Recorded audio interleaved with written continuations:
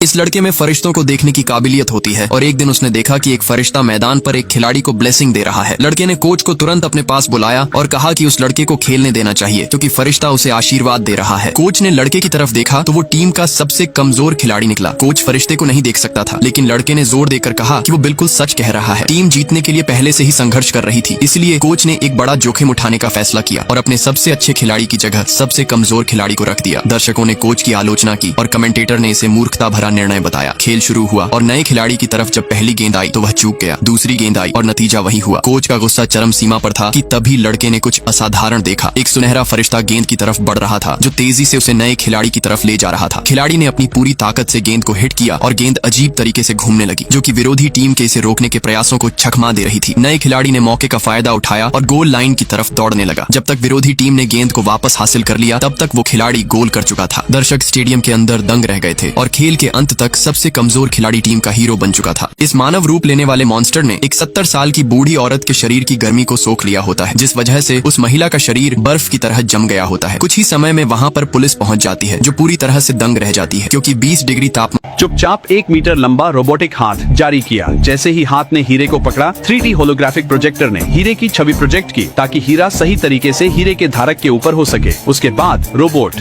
तेजी से अपनी भुजा खींच ली और हीरे को अपनी थैली में छुपा लिया और चुपचाप उसी रास्ते से लौट आया। उसी समय पुलिस वाला संग्रहालय में एक और प्रदर्शन मामले के सामने खड़ा था। उसे लगा कि चोर इस सोने की नेकलेस जो 250 मिलियन की है चुराने आएगा, लेकिन वे आधे घंटे से इंतजार कर रहे थे, लेकिन उन्होंने चोर को हार चुराते हुए नहीं देखा। जब वह सोच रहे थे कि क्या हो रहा है तो संग्रहालय के प्रमुख ने पुलिस को बताया 200 मिलियन मूल्य के हार के हीरे अलग से निकालकर एक प्रदर्शनी में भेजे जा चुके थे। पुलिसकर्मी हैरान थे। उन्हें तुरंत एहसास हुआ चोर का असली निशाना 200 मिलियन का हीरा था। वे चोर की चाल में फंस गए हैं। तो पुलिस वाले ने जल्दी से अपनी कार को संग्रहालय प्रदर्शनी की ओर दौड़ाया। उसी समय उसने आदेश दिया, उसके साथियों को प्रदर्शनी के सभी रास्ते बंद करने को कह दिया। टीम के मोटरबाइक से म्यूजियम पहुंचने तक चोर पहले ही हीरे चुरा चुका था। उसने हीरे लेकर खुद को एक बूढ़े व्यक्ति के रूप में छुपा लिया। मान होने पर भी उस महिला का शरीर एक बर्फ के पुतले में बदल गया होता है। बाद में पुलिस उसकी बेटी से पूछताछ करती है, जो बताती है कि थोड़ी देर पहले ही उसने अपनी माँ को कॉल किया था, लेकिन बात करते वक्त दरवाजे पर अचानक कोई अजनबी आ गया था जो ठंड के कारण बुरी तरह से कांप रहा था। मम्मी उसे मदद करना चाह रही थी, लेकिन मैंने उन्हें दरवाजा खोलने से सख्त मना कर दिया और वो आदमी गुस्सा करके वहाँ से चला गया था। महिला को लगा था कि वो अब वापस नहीं आएगा, लेकिन अचानक वो पिछला दरवाजा तोड़कर अंदर घुस जाता है और बूढ़ी महिला पर हमला बोल देता है। कुछ ही देर में पुलिस उस कातिल को ढूंढ निकालती है जो जंगल के अंदर ठंड के मारे ठिठुर रहा होता है। असल में वो जीव एक अजीब तरह के मॉन्स्टर होते हैं जो सर्दी के मौसम में इंसानों की हीट ऑब्जर्व करके सरवाइव करते हैं, जिस वजह से वे भोले भाले लोगों को निशाना बनाकर उनके शरीर की सारी हीट को ऑब्जर्व कर लेते हैं। शहर में अचानक कई सारे लोगों की मौतें होने लग जाती है जिनके शरीर ठंड के कारण जम गए होते हैं। तभी पुलिस एक खुफिया जगह पर पहुंचती है जहां पर ढेर सारे मॉन्स्टर एक गर्म जगह पर सो रहे होते हैं। इस भालू के बटन दबाते ही उसके ऊपर कपड़ों का एक ढेर गिर पड़ता है। फिर वो जल्दी से उन कपड़ों को वॉशिंग मशीन में डाल देता है, लेकिन जाने से पहले अचानक उसे याद आता है कि उससे कुछ गड़बड़ हो चुकी है क्योंकि गलती से उसने लाल मोजे को भी अंदर डाल दिया होता है। भालू दौड़कर दरवाजा खोलने के लिए जाता है, लेकिन गलती से उसका हैंडल टूट जाता है और थोड़ी ही देर में सब कुछ एकदम लाल हो जाता है। जेल के अंदर सभी कैदियों को लाल कपड़े पहनने पड़ते हैं, जिस वजह से वे भालू को गुस्से की नजर से देख रहे होते हैं। भालू उन्हें नजरअंदाज कर देता है और खाना खाने। जब पद्दू के पिताजी बोले कि वह अपनी बेटी की शादी एक किसान लड़के से कराएंगे, ना कि एक शराबी से, तब लिंगा ने बताया कि वह भी एक किसान का बेटा है और उसके पास भी 2 एकड़ की जमीन है। जिस पर पद्दू के पिताजी बोले, तेरे पास कहाँ है? वह जमीन तो जमींदार के पास है। मगर लिंगा ने कहा कि अगर मैं अपनी जमीन को जमींदार से छुड़ा कर लाया तो क्या आप मेरी शादी पद्दू से कराएंगे? जिस पर पद्दू के पिताजी बोले, अगर ऐसा हुआ तो मैं तुम्हारी शादी पद्दू से जरूर कराऊंगा। ये सुनकर लिंगा यहाँ से चला गया। उसके जाते ही पद्दू के पिताजी ने पद्दू के माँ से बोला कि पद्दू को कहो कि वह इस लड़के को भूल जाए। यह सुनकर पद्दू गुस्से से घर के अंदर चली गई। अगले दिन लिंगा गांव के कुछ लोगों को अपने साथ लेकर जमींदार के घर आया और जमींदार से अपने खेतों का कागजात मांगने लगा। जिस पर जमींदार ने बोला, आज से 53 साल पहले तुम्हारे दादा ने इस जमीन को मेरे पास गिरवी रखा था और तुम्हारे दादा भी ऊपर चले गए और तुम्हारा बाप भी। अगर तुम्हें इस जमीन के कागजात चाहिए तो तुम्हें पहले 10 साल का ब्याज भरना होगा। जिस पर लिंगा ने बोला, वैसे देखा जाए तो आपकी ब्याज हमने कब का चुका दिया है। मेरे दादाजी और पिताजी और मैं, हम तीनों ने आज तक उस जमीन का ब्याज भरते ही आए हैं, इसलिए आज आपको उस जमीन के कागजात मुझे देना ही पड़ेगा। में व्यस्त हो जाता है, लेकिन कैदी उसे सबक सिखाने के लिए रसोइये के पास जाकर खाना लाने का आदेश देते हैं। भालू उठकर जाता है और केचप को पकड़ते ही गलती से उसे रसोइये पर गिरा देता है। भालू उसे पोंछने की भी कोशिश करता है, लेकिन वो और भी ज्यादा गंदा हो जाता है। भालू पलटकर मदद मांगने की कोशिश करता है, लेकिन रसोइया गुस्से में उसे ऊपर उठा लेता है कि तभी भालू उसके मुंह में सैंडविच ठूंस देता है। रसोइये के अचानक एक्सप्रेशन बदल जाते हैं क्योंकि उसे यकीन नहीं हो रहा था कि भालू इतना बेहतरीन खाना बना सकता है। आदमी सैंडविच के स्वाद से अभिभूत रह जाता है। है और घोषणा करता है कि भालू आज से उसका आदमी है और इस जेल में किसी को भी उसे धमकाने की इजाजत नहीं है।